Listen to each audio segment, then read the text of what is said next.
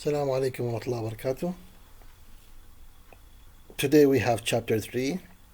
Chapter 3 title is It All Went Wrong. It All Went Wrong يعني كل شيء رايح بالغلط بالعربي. Okay, so we have here three keywords. Past tenses الماضي الفعل الماضي. Word formation و يعني تكوين الكلمة وتايم اكسبريشن هي تعابير الوقت. اوكي ان شاء الله يكون هذا الشابتر معلوماته مفيدة لكم. خلينا نشيك هنا بالستارتر عندنا. Here are the past tenses forms of some irregular verbs. Irregular verbs معناته الافعال الغير شائعة، الغير اعتيادية او غير شائعة، غير نظامية. فمطلوب منك write the infinitive. infinitive يعني هنا المضارع مالته تكتبه. فالوير طبعا الانفينيتيف مالته هو to be يعني او be. السو هو see. go went يعني المضارع مالته. tell told. say said هاي تعبير فراغات طبعا لازم. الهاف had. take took. and give gave. get got. can could. and make made. do did. إذا هذه هي الانفينيتيفز الأفعال الموجودة عندك بصيغة الماضي. هاي يسموها الباست تنس، هذه اللي عندنا قلتها. وفرنا الانفينيتيف اللي هو المضارع مالته. أوكي زين. عندنا هنا هذه القصة أو هذه الحكاية اللي هي البرجلرز فريند. برجلرز فريند هذه أصدقاء أو صديق السراق البرجلرز دول سراق البيوت يسمون برجلرز. أوكي راح أقرأ لك إياها ونستفاد من الكلمات الموجودة، وهي قصة يعني طريفة فني حلوة. it was 3 o'clock in the morning كانت الساعة 3 صباحا when 4-year-old Russell Brown woke up to go to the toilet. عندنا بطل الموجود، الكاركتر الموجود هنا اسمه راسل، عمره 4 سنوات، استيقظ الساعة 3 ليلا للذهاب إلى التواليت. His parents أو يعني آبائه were fast asleep in bed يعني ناموا بسرعة بالفراش. but when he heard عندما سمع النويز ضوضاء in the living room بغرفة المعيشة and saw a light was on والشاهد لايت مشتغل يعني he went downstairs ذهب إلى downstairs يعني الطابق السفلي. there he found 2 men وجد رجلين. they asked him سألوه his name سألوه عن اسمه and told him they were friends of the family وقالوا له احنا أصدقاء العائلة. unfortunately لسوء الحظ Russell believed them صدقهم. they asked him where the video recorder سألوه وين، قالوا له وين الريكوردر مال الفيديو يعني وين اللي يسجل فيديو يسموه فيديو ريكوردر. where the video recorder was وين خليته. Russell showed them شوفهم وين، هذا اللي حاطيهم أو خازنين أو ضامين. and said they had a stereo and CD player too وقال لهم احنا عندنا كذلك السي بلاير وعندنا ستيريو كذلك إذا تحبون. okay the 2 men carried these to the kitchen حملوا هذه الأغراض إلى المطبخ. Russell also told them that his mother قال لهم كذلك، قال لهم Russell قال لهم أمي kept her purse يعني ضمت أو خزنة أو احتفظت احنا نسميه جزدان مو في جرار in the kitchen so they took that أخذوا هذا الجزدان. Russell even gave them his pocket money 50 pence وكذلك انطاهم الفلوس الموجودة في جيبه pocket money اللي هي 50 pence. they finally left at 4 o'clock وغادروا بعد بالساعة 4 فجرا. they said قالوا what will you open the back door sorry, will you open the back door while we take these things to the car؟ يعني هل ممكن إنه تفتح لنا الباب الخارجي حبيبي ما إحنا نشيل الأغراض؟ Because we don't want to make mommy and daddy. sorry, we don't wake. Okay, so احنا ما نريد نخلي امك وابوك يعني يستيقظون wake. Do we? So Russell held the door, لزم لهم الباب open مفتوحة for them. He then went back to bed. ورجع بعدين إلى النوم. His parents didn't know about the burglary until they got up the next day. يعني آباء أو أبوه وأمه ما يعرفوا بالقصة كلها مع هذه السرقة إلى أن جاء اليوم الآخر. His father said أبو قال I couldn't. أعتقد أنها كلمة مفقودة. أعتقد I couldn't be angry. أنا لا أستطيع أن أكون غاضبا على روسل because he thought اعتقد he was doing the right thing. اعتقد أنه يسوي الشيء الصحيح. Fortunately لحسن الحظ the police يعني البوليس caught the two burglars last week. ألقى القبض عليهم. caught من catch يعني الماضي مال catch وهو يعني أمسك التو burglars الحرامية last week.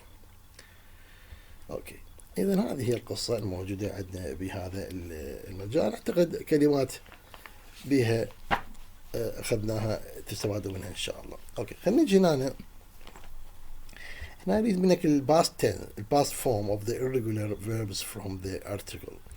هنا يقول لك اعطيني الماضي مال هذه الكلمة هذه الأفعال. so wake يستيقظ. walk W-O-K-E. heard ضيف لها هنا دي. طبعا هنا تشوفوا الكلمات أعتقد كلها نعم كلها موجودة. يعني هنا ممكن أنت هنا لو تشوف هذا شوف هذا الهيرد هي الماضي الباست تنس مال الهير يسمع هيرد موجود يمك. عندك الفايند فاوند كيب كيبت. الكاتش كوت هاي أخذناها آخر شي كوت يمسك يعني مسك يمسك. think thought وhold held H-E-L-D وليve left L-E-F-T left. هذه هي الأفعال الماضي لهذه الموجودة عندك هنا. أوكي، خلينا نشوف هنا خلينا نشوف هذا grammar spot هاي موجود عندك. what tense are nearly all the verbs in the articles? Why? How do we form the question and negative? Okay, write the past symbol of these verbs. اعطيني الباست الماضي البسيط لهذه الأفعال. ask asked ضيف له ed. show showed ed. want wanted ed. walk walked ed. start started ed. like liked ed. believe believed فقط هنا ضيف دي. طحت اللايك liked ضيف له دي هنا. use used ضيف له دي. stop stopped ضيف له p ed. والبلان بلاند نضيف له ان ed. try شيل واي حط اي اي دي tried. carry شيل واي حط اي اي دي carried. اوكي زين، خلينا نجي هنا نشيك اذا عندنا شيء مهم ناخذه بهذه السكشن. اوكي، هذه بعض الاسئله الموجوده عن هذه القطعه قريناها قبل شوي باراجراف قريناها قبل شويه. اوكي، أنا بهذا البراكتس هنا making connections يعني الربط بين هذا الكولوم لهذا الكولوم راح أقرأ لك التيب سكريبت اللي هو 3.4 فأنت فقط توصل لي. أوكي، فاسمح لي هسه بس أطلع لك التيب سكريبت 3.4 وراح أقرأ لك إياه وأنت عليك إنه توصل. أوكي، أعتقد شغلة سهلة بس توصل لي بين الكولوم الموجود الأول مع الكولوم الثاني. أوكي، so هسه راح أبدي إن شاء الله وتتبلش. I broke a cup يعني كسرت الجلاس. I broke a cup but I mended it with glue. شوف هنا طبعا هو هنا اللي يصير أنا بدي أعطيك الجمل بالماضي وهنا الجمل بالمضارع. يعني هنا عندك توجد فعل مضارع بينما الجمل بدي أقرأ لك إياها بالماضي. أنا أقول لك I broke معناته الماضي مال break. I broke a cup. شوف دا أعطيك إياها الجملة هنا كاملة، ودا أوصل لك إياها مع الجزء الآخر، الكولوم الآخر اللي هو but، لكن I mended أضفت له إيدي يعني صلحت I mended it. with glue يعني بلاصق. النقطة الأخرى الجملة الثانية I felt ill. شوف أنا feel ill، I felt ill معناته يعطيك الماضي I felt ill، إذن هذه ويا من الجهة الأخرى so، ولذلك I went to bed. I went to bed هنا تجي على الجو go to bed، لأنه الوينت هو الماضي مال go so go to bed. so I felt ill so I went to bed. هذا الجمل كلها تعطيك الماضي، بينما مثل ما قلنا الأفعال الموجودة هنا عندك verbs هي مضارع. I made a sandwich. I made a sandwich يعني make a sandwich بالماضي. I made a sandwich because why؟ يعني because I was hungry. I was hungry. إذا هنا it'll be hungry. it'll be hungry. إذا توصل لي make sandwich مع be hungry. Number 4 I had a shower. had a shower. هنا have a shower. الماضي عندك I had a shower and washed my hair. and washed my hair هذه هي wash my hair. فهذه أعتقد هي مو صعبة. أعطيك آخر وحدة I told a joke. tell الماضي ماله told. I told a joke يعني قلت نكتة but nobody laughed. هذه هنا موجودة عندك وينها؟ نشوفها. أي هاي laugh هو يضحك. laughed ايدي تضيف لها تصير ماضي. nobody laughed يعني ماكو واحد ضحك. اوكي هذه اعتقد ان شاء الله تكون مفهومة عندك. زين خلينا نشوف اذا عندنا بعد شيء بهذا المكان. هذه answer questions talking about you، هذه نتركها. خلينا نشوف هنا عندنا parents in crime. parents in crime يعني الآباء في جريمة، والموضوع يخص الباست سمبل and continuous والcontinuous. خلينا نشوف هنا ايش عندنا. check the meaning of these verbs. what are the past forms which two are regular. هنا طبعا عندنا regular اللي هي الافعال النظاميه، والirregular هي الافعال غير نظاميه مثل ما قلنا. فالريجولار افعال نظاميه، فهو هنا عندك يريد منك هنا توفر له المينينج المعنى، وكذلك يريدك تمضي الباست تنس الباست فورمز اللي هو الماضي، وما هي اكو فعلين بهم الافعال هي نظاميه. خلينا نشوف والله. فنجي على الاولى اللي هي الفل فيلد تضاف الى ايدي، هذه هي فعل نظامي، هذا ما بشي نظامي. هذا ستيل ستول هذا غير نظامي stole stole. hide hid hid فقط. threw طبعا hide هو يخفي، steal يسرق، threw يرمي، فالماضي مالها threw THREW تصير هنا EW threw رمى. think thought تعرفوا هذه يعني يفكر أو يعتقد اعتقد. destroyed تضيف له ايدي تشيل الواي تضيف له فقط ايدي، هذه فعل نظامي يعني حال الفعل، باقي الافعال هي غير نظاميه ترى. التيك توك اخذ، والكات نفسها تبقى، هذه كلها افعال irregular ما عدا فعلين فقط اللي هم الفلفلد destroyed. اوكي هذه ان شاء الله يكون مفهوم عندك. اوكي خلينا نشوف اذا عندنا في شيء مهم باقي في هذا الجزء. هذا الجزء هسه هذا القصة هذه الباراجراف الموجود عندك the thief his mother and 2 billion. هذا عندنا سارق، اعتقد سارق لوحات هذا، نعم على ما اذكر. فراح اقرا راح اقرا القطعة هذه وانت فقط عليك تعبي الفراغات. طبعا انا راح اقراها عندي الباراجراف كامل بالتيب سكريبت، اخذته بالتيب سكريبت اللي هو التيب سكريبت نمبر 3.6 اعتقد. خلينا نشوفه. المهم انا راح اقرا لك اياه وانت تعبي لي هذه الفراغات الموجوده. اوكي، حتى يصير هذا يصير لك براكتس. اوكي، ف 3.6 اوكي او 3.7 او اعتقد. شوف هنا عندك وين هذه 3.6 3.5 اوكي 3.5 اعتقد. تعال 3.5 راح اقرا لك اياه وانت تعبي لي هذه البلانكس الفراغات الموجوده. So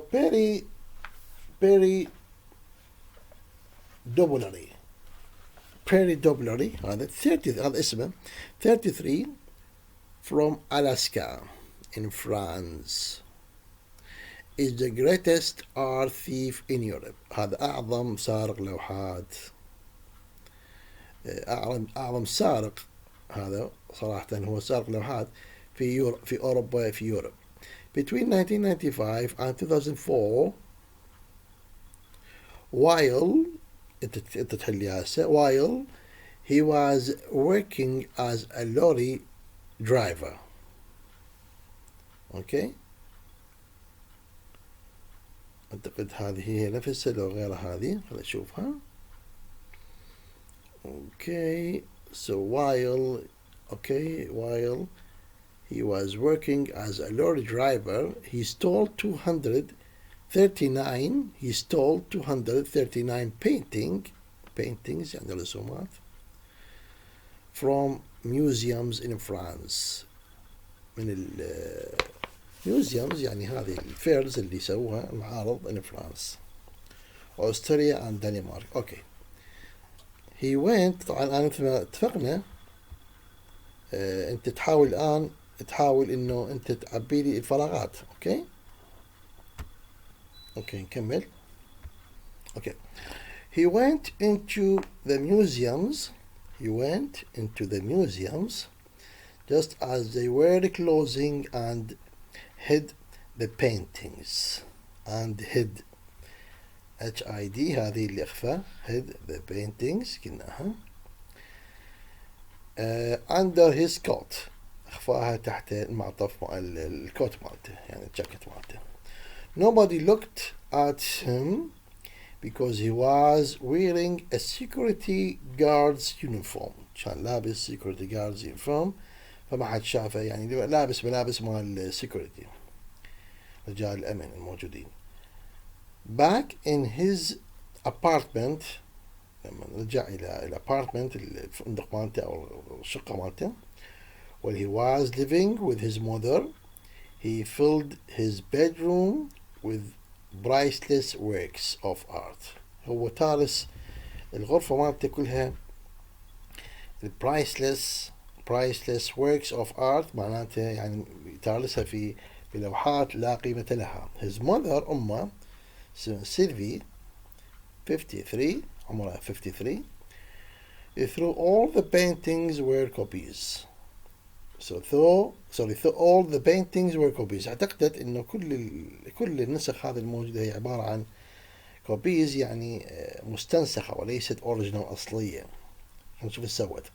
One day while they were having supper يوم ما لما كانوا هم يتناولون العشاء مالهم the police arrived. اجى البوليس and they took Bear to the police station. أخذوا هذا صاحبنا إلى البوليس ستيشن.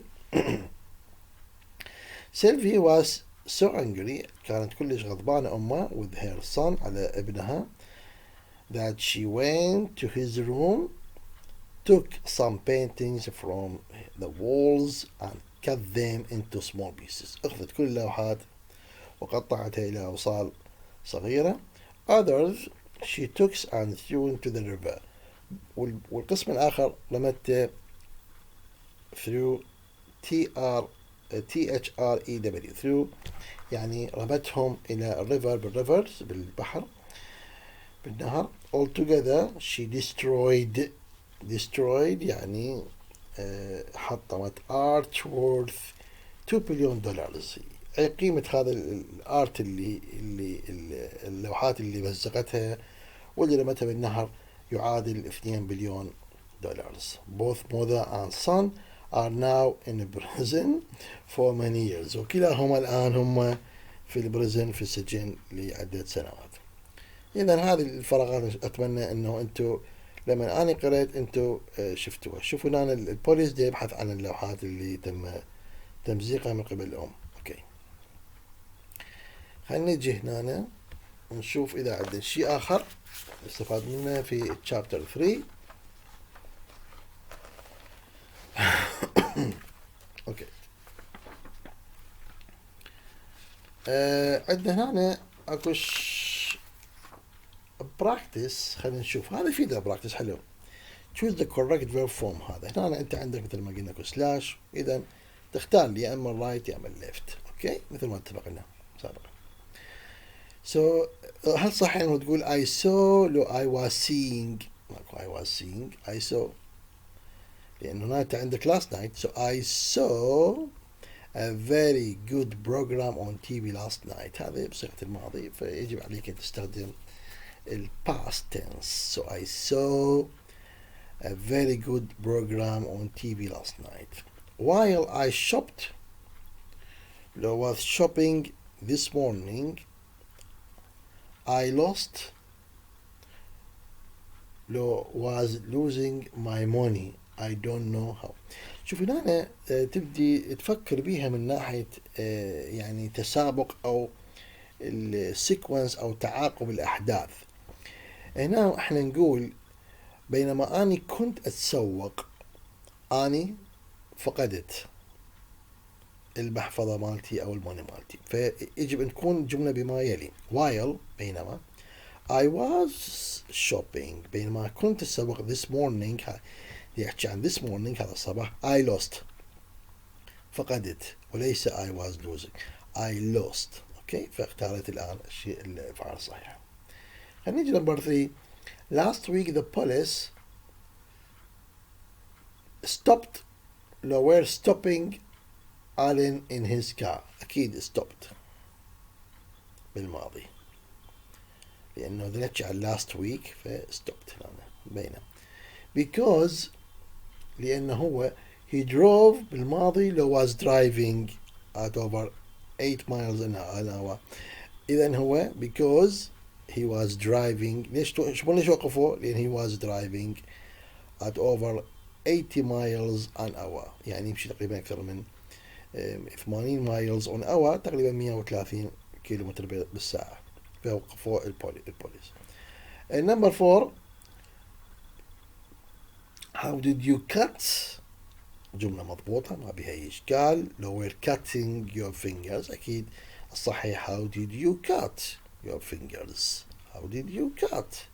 شو قطعت أصابعك. أوكي. I cooked لو was cooking and I was dropping the knife. هنا نفس العملية، يعني أنت تفكر من ناحية الأحداث وترتيبها الزمني. شوف هنا تقول بينما كنت أنا أطبخ سقطت النايف السكينة، فأصبح يعني I was cooking يا صحيح and I dropped. أوكي، بينما كنت أنا أطبخ أنا سقط مني النايف اللي هي السكين. نفس العملية بالجملة رقم 6 when I arrived لو was arriving at the picnic everyone was having a good time. لا، بينما أنا وصلت when I arrived بينما أنا وصلت يعني وصلت أنا كان الكل يعني have fun يعني having a good time، يعني كانوا مستمتعين بوقتهم. إذا الجملة تصبح when I arrived everyone was having a good time. أوكي، هذه الحل مالتها بالنسبة لك. أوكي، خلينا نجي إلى complete the sentence. هذا هنا عندك number 2 complete the sentences. تكمل هاي الجمل with the verbs in the past simple or past continuous. يا أما تستخدم ال past simple يعني الماضي البسيط، لو تستخدم ال continuous past continuous اللي هو الماضي المستمر اللي هو الواز والوير والفعل يحط له ing. was were القاعدة معروفة عندنا احنا من زمان بصف الخامس أو السادس أخذناها. was were ويضيفوا له للفعل ing يصبح يعني مثلا I was driving, I was cooking, they were مثلا driving, they were مثلا they were مثلا نقدر نقول they were leaving. اوكي، فهنا أنا يصبح عندك الفعل ب ing وتستخدم الواز وير. خلينا نشوف هنا، خلينا نشوف الجمل الآن. while I go to work this morning. هنا تصبح إذا بما أنه يريد يا أما ماضي يا أما ماضي مستمر، فراح نستخدم الماضي المستمر هنا. بتقول while I was going to work this morning I meet يعني قابلت an old friend. I met MET فقط هي الفعل الماضي مال meet an old friend. فتصبح الجملة بالتسلسل، يعني كأنما بينما أني كنت ذاهب إلى العمل هذا الصباح قابلت. شوف قابلت، فيعني الحدث الأول إنه أنت كنت ذاهب إلى العمل، والحدث الثاني يصبح بالماضي البسيط اللي هو الميت قابلت. فأنت خلي ببالك أنت دائما في جمل الماضي التام، الماضي المستمر والماضي يعني الباست كونتينيوس والباست السمبل، تخلي دائما الباست كونتينيوس هو الأقدم. يعني بينما أنا كنت ذاهب للعمل قابلت. while I was going to work this morning I met an old friend. I not want to get up this morning. هنا نفي عندك، هنا نفي، فما طول نفي وماضي تستخدم I didn't want to get up and have this morning. I not want to get up this morning. It rained and it was cold. أكيد أنا it was raining، كانت تمطر and it was cold and my bed was so warm وكان فراشي دافئا جدا. it was raining. خلينا نجي هنا I was listening to the news. يعني أنا شوف هنا نفس الجملة رقم واحد اللي تكلمنا عليها قبل شوي. I was listening to the news on the radio. يعني كنت أستمع على الأخبار الراديو when the phone rang. ليس ring rang RANG يعني الماضي مال رينج. سأني يعني بينما كنت أستمع إلى الراديو التليفون دق. إذا استماعك هو الحدث القديم اللي تستخدم له الباست كونتينيوس والباست السمبل تستخدمه الحدث الثاني اللي هو الفون رانج وليس الرينج مضارع. But when I picked up the phone لكن لما أنا رفعت التليفون there was no one other there. أنا فقط استخدم الماضي عادي I picked up ضيف ل ing. هنا I said SAID يعني قلت hello to the children but they didn't say anything because they were. دير بالك they were تستخدم لها WERE they were watching television. they were watching television. هذه أعتقد إن شاء الله تكون لك مفهومة. خلينا نشوف إذا عد بعد شيء هنا بهذا هذه قطعة ما راح نتطرق لها الآن. أوكي، خلينا نجي هنا إلى reading and listening. هنا عندك الشارلوك هومز، هذا أعتقد قطعة غتوانت في الصف السادس شارلوك هومز. أوكي، هنا عندنا تقريبا 3 بارتات والله عن شارلوك هومز. صراحة هذه تأخذ وقت كثير جدا إذا حاولنا نقراها ونبحر يعني في المعاني مالتها. أتمنى من طلابي الأعزاء أنه أنتم فقط تقرون هذه ال 3 graphs موجودة عندك part number 1 و copied the exam question، نسخ exam questions الأسئلة مال الامتحان. looking for clues يعني الأسرار، سوري مو الأسرار، الغاز يعني clues أي مو أسرار. فهذه أتمنى توجدون وقت أنه تقروناها، بس تقروناها. وهذا هو البارت الثالث أعتقد. نعم هذا البارت الثالث. اوكي هذا البارت الثالث. the three suspect يعني المتهمين الثلاثة. خلينا نجينا لللانجوج work، هذا يفيدنا احتمال. نعم يفيدنا. write the past form of these verbs from the story which are irregular. هذه الأفعال هي الغير نظامية. اوكي so عندنا receive received، نضيف له ايدينا هنا. find found found say said said walk walked، نضيف له ايدي. put يضع نفس هاي. tried ايدي شيل واي. go تصير went can could. see saw saw copied تصير عندك هنا. و think thought. و leave left. examined نضيف له دي. و run تصير run RAN تصير RAN. هذه تصير عندك موجودة إن شاء الله هذه. أوكي خلينا نجي إلى الجزء اللي بعده من هذا البيج. مثل ما اتفقنا طلابنا الأعزاء قررنا إياها بس قراية هذه البارتات الثلاثة. three suspects يعني 3 متهمين أو مشكوك بهم. أوكي هذه قصة. الفوكابولري اند pronunciation هنا عندك مع كلمات هنا موجودة. شوف هنا يقول لك look at these sentences from the story of Sherlock Holmes on page 27 are the underlined words nouns. هذا يسألك على الكلمات الموجودة اللي هي اسماء أفعال أو صفات. إذن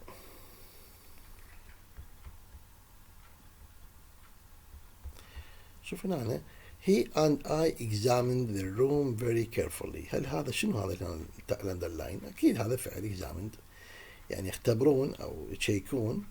are they all taking this examination. examination هنا طبعا أكيد والnoun هذا الnoun. أوكي good luck حظ طيب يعني in Africa هذا noun. when it was such a lucky chance that you were staying in town. الlucky هنا محظوظ يعني تكون عندك هذه lucky chance يعني فرصة ذو حظ يعني، فهي تكون an adjective. look at these noun and adjective endings. انتبه على النهايات مال الأسماء ومال الصفات. مثلا هذا العشن شن، هذا المنت نس انس انس ly أو oz ful less. خلينا نجي الآن نشيك هذه الكومبليت هنا the chart below and mark the stress. اوكي خلينا نشوف هنا هذه حلوة هذه لأن راح يعلمك على الناون والفيرب والناون والادجكتيف. اوكي فشوف هنا explain يعني يوضح، هذا verb. الناون ماله explanation نضيف لها ation تصير explanation. هنا invitation دعوة بالناون اسم. الفعل مال invite invite. اوكي translate ترجم كفيرب. الناون مالها translation تشيل تشيل الاي هذه وتضيف بمكانها ion translation. الديسيشن قرار noun. الفعل مالها decide decide.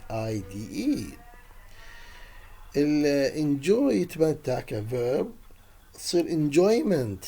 طبعا انا بدي اضيف لها اضافات كلها هذا من هذه التيبل الموجود عندك. شوف هسه هذا الانجويمنت هذا اضيف MENT يعني فقط اضيف له MENT للانجوي تصبح enjoyment وهي متعة يعني noun. employ يستخدم يعني يطبق، كذلك اضيف employment هم MENT نفس الشيء. شوفنا improvement تطوير، الفعل ماله improve تشيل MENT. الدiscussion discuss DISCUSS discuss يعني يناقش. الأورجنايز ينظم. النون مالته organization يعني تشيل اي وتحط مكان اي قصدي، وTION organization يعني راح تضيف هاي، شوفها هاي ايشن هاي. الايماجين نتخيل، هذه مالتها النون ايماجينيشن، هم تشيل اي وتحط مكانها ATION تصير ايماجينيشن. الكلمة او هنا الفيرب موجود هو advertise يعني يعرض او يعني يسوي، يعني advertise يعني مثل لا اله الا الله advertisement يعني اعلانات، نعم اعلان. ف النون مالته advertisement تضيف الامي ان تي. improvement تطوير، الفعل ماله improve اعتقد اخذناها يعني، يمكن هاي يمكن خلط يا جماعه.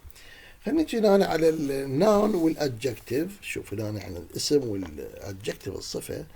friend الاسم، friendly يعني هذا الادجكتيف. الفيم famous FAMOUS famous مشهور، والفيم هو يعني مش يعني النون اسم. laziness يعني الكسلان، والليزي LAZY معروفة هذه. البيشنت صبور، هنا patience تكتب PATIENCE patience. الهابي سعيد happiness تشيل واي تحط مكان INESS حتى يصبح happiness يعني نون. care تجي اما careful او caring بكيفك. careful مثلا CARFUL. الديفرنت يعني مختلف، بالادجكتيف صفة. النون مالها difference DIFFERENCE. الهيلب helpful ضيف لها FUL. كذلك شوف هسه تلاحظ هاي FUL، شوف هذه استخدمناها لأجل نخلي adjective. beauty beautiful كذلك تخلي لها FUL. الجلت يعني شكله مو حلو، guilty يضيفوا لها TY guilty سوري بس اضيف لها الواي تصير guilty. الامبورتنت يعني مهم، الاسم ماله importance ضيف لها ANCE. شوفوا هاي موجودة هنا، وين هذه ANCE importance تصبح. والdanger الخطر هو dangerous ضيف لها OUS dangerous تصبح. هذه عندك موجودة. اوكي خلينا نشوف هنا اذا عندنا شيء بعد يفيدنا. هذا طبعا اللي اخذناه الان هنا راح يطبقوا لك اياه هنا كليتنا على هذه السكشن نمبر 3 اللي هو complete the sentences with one of the words from exercise 1. يعني استخدم لي واحدة من الكلمات الموجودة عندك بالاكسرسايز الفوق اللي اخذناه قبل شوي. I asked the teacher for help but unfortunately لسوء الحظ I didn't understand his explanation. فهذه understand his explanation يعني تفسيره أو توضيحه وين أخذنا explanation؟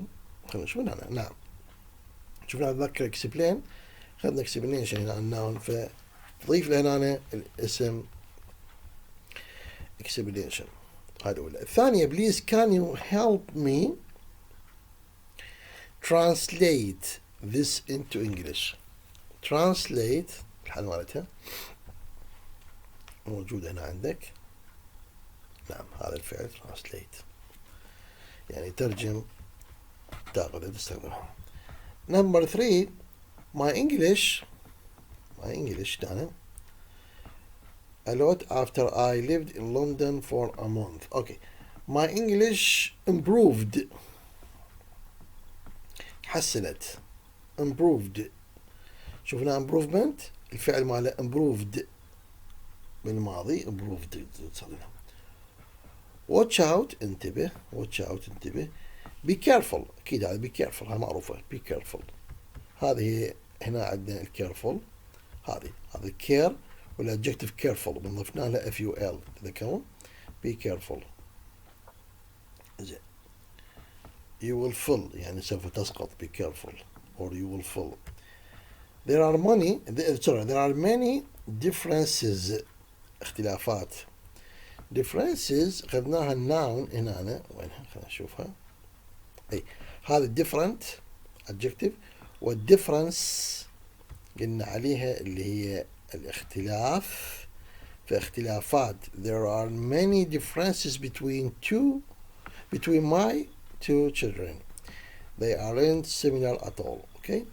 Motor racing is a very dangerous sport. شوفنا هنا dangerous هي adjective dangerous. شوفنا هنا هذه danger هذا dangerous يعني خطرة sport. Didn't you enjoy the film? I thought it was wonderful. Didn't you enjoy هنا تستخدم enjoy. Okay.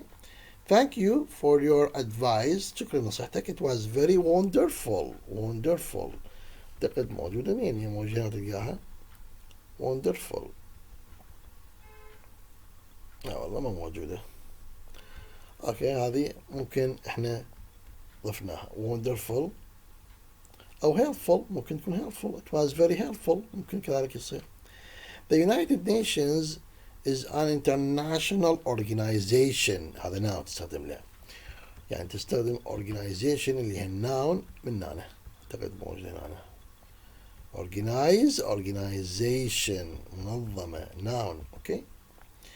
The last one we received an invitation دعوة to Ted and Sarah's wedding اللي هي زواج تيد وسارة. إذن هذه invitation هذه إن شاء الله همتين خلاص لك إياها. Okay, let's see what's going on here. What we have here.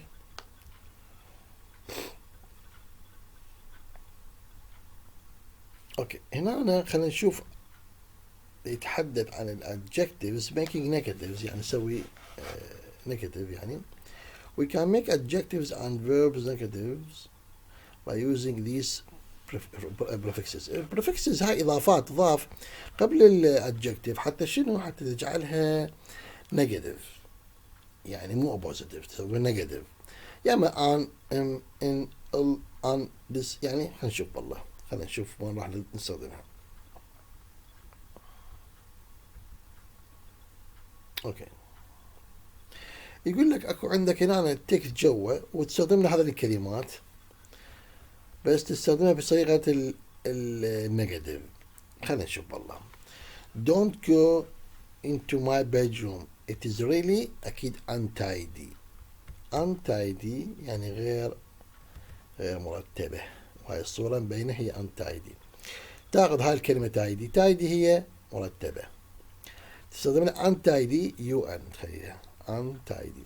اوكي عرفت لك اياها. نمبر 2 I can't do maths أنا ما أقدر أسوي رياضيات for me. It is an impossible subject. impossible subject خلينا نشوف لك وين الكلمة هذه. هذه impossible ممكنة فتستخدمها البريفكس قلنا عليه في مقدمة الادجكتيف حتى تجعلها نيجاتيف فتستخدم I am فتصبح impossible. هذه نمبر 2. نمبر 3 I don't dislike fish. I just prefer meat. dislike شوف هنا أنا أخذت اللايك منه أني هذا اللايك وبما أنه أريد أخليها نيجاتيف أخلي لها البريفكس في بداية الأدجكتيف مثل ما قلنا فأخلي لها dis تصبح dislike يعني ما أحب. إذا أصبحت الجملة ثالثة I don't dislike fish. Okay. Number 4 in England it's very impolite to ask someone how much they earn. من الغير مؤدب impolite. وينها الامبولايت هذه شوف هذه البولايت وينها هذه البولايت فتستخدمينها impolite. Okay. Number 5. When we arrived at the hotel, we unpacked our suitcase. We unpacked. هنا يعني ما حزمنا أو ما فتحنا حقائبنا. شوف هذا الباك استخدمنا unpacked. ما حزمنا أو ما فتحنا حقائبنا. Okay. Number 6. I was unemployed. Unemployed يعني ما متوظف for 2 years سنتين. Then I got job in an office. ف راح ناخذ الكلمة employed توظف وتحط لها unemployed un تصبح غير متوظف نيجاتيف يعني تصبح عندك adjective negative. اوكي. خلينا ناخذ number 7. I think learning in language is stupid. I disagree. أنا ما موافق. خلينا نشوف وين هذه الأجري. هذه الأجري وينها؟ هاي الأجري. فتستخدم لها البريفكس الموجود اللي هو this. هذا disagree تصبح. أنا طبعا بدي أحلك الأمثلة أنت عليك تكتبها. Number 8. The thief stole my bag, ran into the crowd يعني and disappeared واختفى. هم سرق محفظتي جوتي وبعدين يعني ركض باتجاه الازدحام وبعدين اختفى. I never saw him again وبعدين ما شفته. ف disappeared. شوف هنا عندك وين الابير؟ هذا الابير تستخدمها TIS تصبح disappear. اوكي. اعتقد هذه ان شاء الله تكون فاهمه لك مفهومه لك. هذه بقى عندنا سكشن كلش بسيط في هذا الشابتر. ان شاء الله بالشابتر بالبراكتس الجديد المحاضره الجايه راح ناخذ يعني استخدامات اكثر للادجكتيفز وهذه الامور. هذه فقط ساعه يعني. هذا التايم اكسبريشن اعتقد صعب عليكم ان شاء الله. شوف هنا مثلا complete this time expression with at, on, in, or, no preposition. هذه حروف جر. preposition حرف جر. يا اما تخلي لي at, on, in، يا اما تخلي لي no preposition ما تخلي اي شيء. فاكيد هنا أنا 6 o'clock تخلي at. Sunday Saturday تخلي له on. تذكرون القاعدة مالتنا in on out in on at in on at in شهور on أيام at ساعات. إذا on Saturday in 1995 at the weekend in December. هنا last night ما تخلي كل شيء تخلي last night. اوكي. Monday on Monday morning. summer in summer. 2 weeks ago لا تخلي شيء. no كل شيء تخيله يعني no preposition. January 18 in. yesterday evening هم لا تخلي شيء. و the evening in the evening. وهذه باقية عندنا في هذا الشابتر هو عبارة عن التايم اكسبريشنز. أتمنى هذه المعلومات تغذتوها اليوم اللي تناولناها يعني تكون مفيدة لكم إن شاء الله، ونستفاد كذلك إنه نسوي براكتس إن شاء الله الأسبوع الجاي على هذه الأشياء اللي أخذناها. ثانك يو. وإن شاء الله لا تنسون إنه هذا عندنا ثلاث بارتات. قروا لي فقط قروا لي هذه 3 بارتات هذه عن شارلوك هومز، وإن شاء الله تعمل الفائدة للجميع. وأي سؤال ممكن تطرحون إياه على الكومنتس الموجود. جزاكم الله خير. السلام عليكم.